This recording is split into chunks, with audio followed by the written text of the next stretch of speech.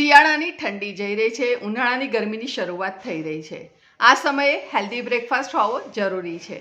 આજે હું તમારા માટે એક એવો બ્રેકફાસ્ટ લઈને આવી છું જેનાથી તમારું મન નહીં ભરાય, પેટ તો ભરાશે પણ તમારું મન નહીં ભરાય. તમને એવું થશે કે હજુ હું ખાયા જ કરું. અને કેલ્શિયમ પ્રોટીનથી ભરપૂર છે. વેઇટ લોસ કરવામાં પણ તમને ખૂબ જ ઉપયોગી બની રહેશે. વિડીયો છેલ્લે સુધી જોજો, ખૂબ જ ઇન્ટરેસ્ટિંગ બનવા જઈ રહ્યો છે. ચાલો હું નિપા મિસ્ત્રી જઈએ મારા કિચનમાં. રેસીપી માટે આપણને ફુદીનો જોઈશે. તો અહીંયા મેં ફુદીનો લઈ લીધો છે અને ફુદીનામાંથી આપણે ફક્ત પાંદડા લેવાના છે, એની ડાળખી કાઢી નાખવાની છે. અને આ રીતે ફુદીનો ચૂંટી લેવાનો છે અને એને સુધારી લેવાનો છે બારીક બારીક. તેવી જ રીતે અહીંયા કોથમીર છે, તો કોથમીરને પણ આપણે પાંદડા લઈ લેવાના છે અને એને પણ આપણે બારીક સુધારીને તૈયાર કરવાનો છે. તો ફુદીના અને કોથમીરના પાંદડા આપણે લઈ લેવાના છે અને ત્યારબાદ બંનેને આપણે બારીક સુધારીને તૈયાર કરી લેવાના છે. તો અહીંયા મેં બંને સુધારીને તૈયાર કરી દીધા છે અને જે મેઝરમેન્ટમાં જોઈએ તો 1/4 કપ થયા છે. તો ફુદીનો અને કોથમીર બંને આપણે 1/4 કપ ચોપ્ડ લીધેલા છે. એને મૂકી દઈશું સાઈડ પર. અને બીજી તૈયારીમાં અહીંયા મારી પાસે 7 કળી લસણ છે, 2 લીલા મરચાં છે અને 1 ટુકડો આદુનો છે.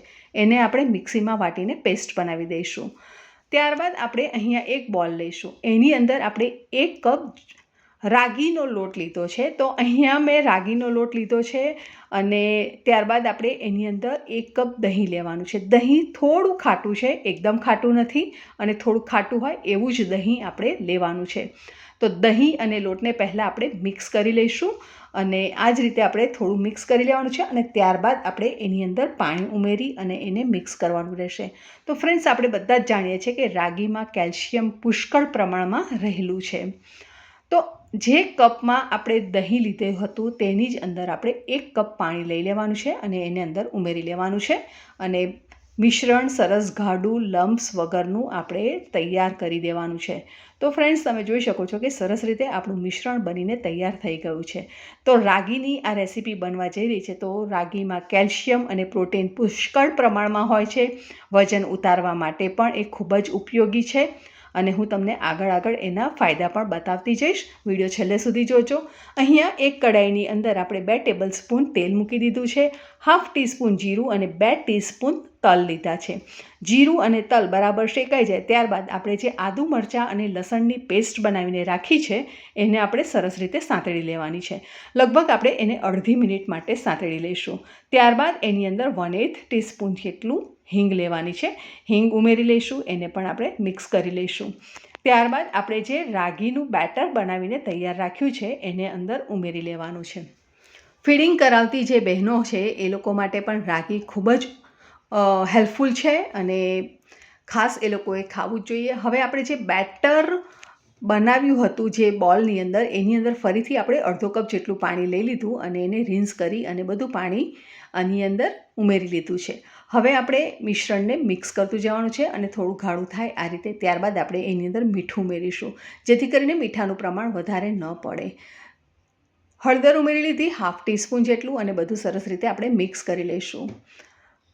મિશ્રણમાં આપણે જ્યારે પાણી ન બળ્યું હોય ત્યારે મિશ્રણની ક્વોન્ટિટી વધારે હોય છે, એટલા માટે થોડું પાણી બળી ગયું, મિશ્રણ ગાઢું થયું. ત્યારબાદ આપણે એની અંદર મીઠું ઉમેરી લીધા છે, બારીક સુધારેલા કોથમીર અને ફુદીનો. ફરીથી આપણે એને સરસ રીતે મિક્સ કરી લઈશું અને ત્યારબાદ આપણે એને કોન્સ્ટન્ટ હલાવતા જઈશું ત્યાં સુધી કે એ પેન છોડવા ન લાગે. તો મિશ્રણ અહીંયા સરસ રીતે કૂક થઈ ગયું છે અને એ પેન છોડી રહ્યું છે. તમે જોઈ શકો છો ફ્રેન્ડ, મિશ્રણ સરસ રીતે કઢાઈને છોડી રહ્યું છે. તો બસ આપણે આ જ રીતનું મિશ્રણ બનાવીને તૈયાર કરવાનું છે. તો ફક્ત અહીંયા આપણને 10 મિનિટ જેટલો જ સમય લાગ્યો છે. તો લગભગ 10 થી 12 મિનિટના સમયમાં આપણી આ રેસીપી બનીને તૈયાર થઈ ગઈ છે. પણ હજુ આપણે સર્વ કરવાની નથી. હવે આપણે આ સ્પેચ્યુલા ઉપર જે મિશ્રણ લાગેલું છે એને ચમચીથી ઉખાડી લઈશું અને ત્યારબાદ આપણે મિશ્રણને ઢાંકીને 10 મિનિટ માટે સિઝવા દઈશું.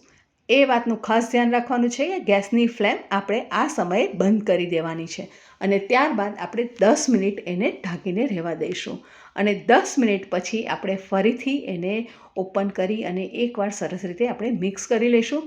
અથવા તો તમે આમાં જ આ રીતે પીસીસ કટ કરી અને એને સર્વ કરી શકો છો, પણ હું એકવાર એને સરસ રીતે મિક્સ કરી લઈશ.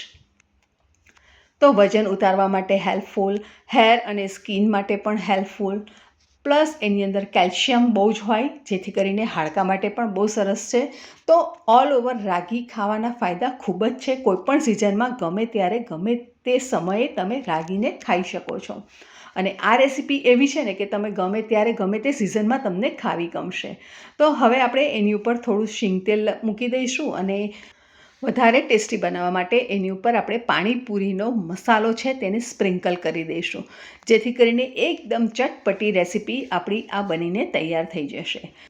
તો રાગીનો ખાટો લોટ બનીને તૈયાર થઈ ગયો છે. તમને જો વિડીયો ગમ્યો હોય તો ચોક્કસ લાઇક કરો, સાથે હાઈ બટન પ્રેસ કરો અને મેક્સિમમ તમારા ફ્રેન્ડ્સ ફેમિલીમાં શેર કરો, જેથી કરીને એ લોકો પણ હેલ્ધી રેસીપી જોઈ શકે. ફરી મળીશું, ત્યાં સુધી આવજો.